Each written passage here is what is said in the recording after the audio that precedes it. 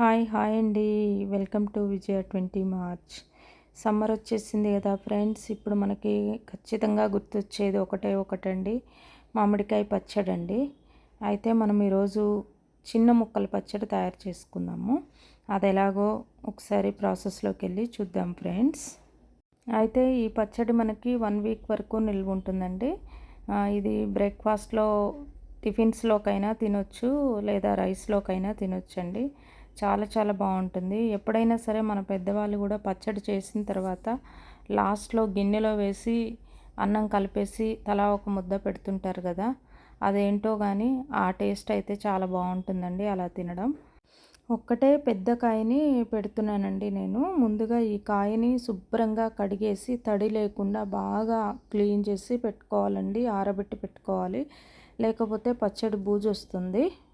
ఈ పచ్చడి ఫ్రిడ్జ్లో పెట్టుకుంటేనేమో ఒక 10 to 15 డేస్ వరకు ఉంటుంది. బయట ఉంటే 1 వీక్ వరకు ఉంటుంది. అయినా మన వాళ్ళు అప్పటి వరకు ఉండనిస్తారా ఏంటి? 3-4 డేస్లోనే కథం పట్టించేస్తారు కదా. మామిడికాయ పచ్చడి అంటే అంత ఇష్టం అందరికీ. మీతో మాట్లాడుతూనే చిన్న ముక్కలుగా కట్ చేసి పెట్టేసుకున్నాను. ఇప్పుడు వచ్చేసి స్టవ్ ఆన్ చేసి ఒక కడాయి పెట్టుకొని ఆవాలు 1 స్పూను, మెంతులు వచ్చేసి 3/4 స్పూన్కి కొంచెం తక్కువగా అనమాట. మెంతులు ఎక్కువైతే కనుక చేదనిపిస్తుంది. ఆవాలు కూడా 1 స్పూన్ సరిపోతుంది, ఎందుకంటే నేను ఒకటే కాయ తీసుకున్నాను కాబట్టి. సో ఈ దాన్ని ఫ్రై చేసి అవన్నీ వేడి చల్లారిన తర్వాత మాత్రమే మిక్సీ పట్టాలండి, లేకపోతే అలా కూడా చేదు ఎక్కువగా వస్తుంది. తర్వాత వెల్లుల్లిపాయ రెబ్బల్ని కొన్నిటిని ఒలుచుకొని చిన్న రోల్లో దంచేసి పక్కన పెట్టేసుకోవాలండి. ఈ వెల్లుల్లి ఇట్లా దంచి వేసుకుంటే పచ్చడి టేస్టే వేరండి, నెక్స్ట్ లెవెల్ ఉంటుంది. ఇప్పుడు ఒక వెడల్పాటి బౌల్ తీసుకొని దానిలో మన టేస్ట్కు తగినట్టు మనం తినగలిగిన కారాన్ని ఒక 5 స్పూన్స్ కానీ 6 స్పూన్స్ కానీ వేసేసుకొని, అలాగే మన యొక్క టేస్ట్కు తగినట్టు సాల్ట్ కూడా వేసుకోవాలండి. మామూలుగా పెద్ద ముక్కల పచ్చడి అయితే కనుక మనము అన్ని కొలతల ప్రకారం వేసుకుంటాము. బట్ ఈ చిన్న ముక్కల దానిలో కొలతలు ఏమీ అవసరం లేదు. అందాజుగా మనము ఎంత తినగలమో అంత వేసుకుంటే సరిపోతుంది. ఉప్పు కారం ఎక్కువ తక్కువలు అయితే కూడా మళ్ళీ తర్వాత చూసి వేసుకోవచ్చు. అలాగే దీనిలో ఇప్పుడు మనం మిక్సీ పట్టి పెట్టుకున్నాం కదా మెంతులు, ఆవాల పొడి, అది కూడా వేసుకొని మొత్తం ఎక్కడ ఉండలు లేకుండా బాగా నీట్గా కలుపుకొని, ఇప్పుడు మనం ఇందాక కట్ చేసి పెట్టుకున్నాం కదా ఆ ముక్కలన్నిటినీ ఈ కారము ఉప్పు మిశ్రమంలో వేసేయాలి. చూసారా, ఒక్క కాయకి చాలా ముక్కలే వచ్చాయండి, చిన్న ముక్కలు కాబట్టి. ఇవన్నీ వేసి బాగా ముక్కలన్నిటికీ ఈ మిశ్రమం పట్టేలాగా కలుపుకోవాలండి స్మూత్గా.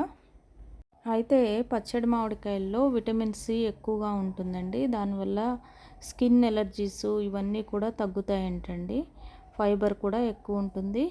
సో డైజెషన్ ఇష్యూస్ కూడా సాల్వ్ అవుతాయండి ఈ పచ్చి మామిడికాయ పచ్చిగా కానీ పచ్చడిగా కానీ తినడం వల్ల. ఇంకా వచ్చేసి చిగుళ్ళు, దంతాలు సమస్యలు ఏమైనా ఉంటే కనుక రిజాల్వ్ అయిపోతాయండి, విటమిన్ సి ఉంటుంది కాబట్టి. సో ఇప్పుడు మనము ఈ ముక్కలన్నిటినీ కలిపేసాం కదా, ఇందులో ఇందాక దంచి పెట్టుకున్న వెల్లుల్లి పేస్ట్ ఉంది కదా, కచ్చాపచ్చాగా దంచింది, అది వేసేసుకొని అది కూడా కలిపేసుకుందామండి ఆ మిశ్రమాన్ని కూడా. ఇంగ్రీడియంట్స్ అన్నీ మిక్సింగ్ అయితే అయిపోయిందండి. ఇప్పుడు పోపు పెట్టుకుందామండి. స్టవ్ ఆన్ చేసి కడాయి పెట్టుకొని కొంచెం ఆయిల్ లిటిల్ బిట్ ఎక్కువే అవుతుందండి పెట్టేసుకొని, ఆయిల్ కాగిన తర్వాత ముందుగా ఎండుమిరపకాయలు వేసుకోవాలి. ఎండుమిరపకాయలు కొంచెం వేగిన తర్వాత జీలకర్ర, ఆవాలు కూడా వేసేసుకోవాలి. ఇవి కొంచెం చిట్టుపట్లాడిన తర్వాత మరలా ఇక్కడ తాలింపులో కూడా వెల్లుల్లిపాయలు వేసుకుందామండి, చిన్న ముక్కలుగా కట్ చేసుకొని. దానివల్ల మనకి తాలింపు ఫ్లేవర్ బాగుంటుంది, అలాగే పచ్చడి టేస్ట్ కూడా పెరుగుతుందండి. అయితే ఈ తాలింపు డైరెక్ట్గా వేసేయొద్దండి, కొంచెం లిటిల్ బిట్ చల్లారిన తర్వాత గోరువెచ్చగా ఉన్నప్పుడు వేసుకోవాలండి. ఈ తాలింపునంతా బాగా నీట్గా ముక్కలన్నిటికీ కలిసేలాగా బాగా కలిపి పెట్టేసుకోవాలండి.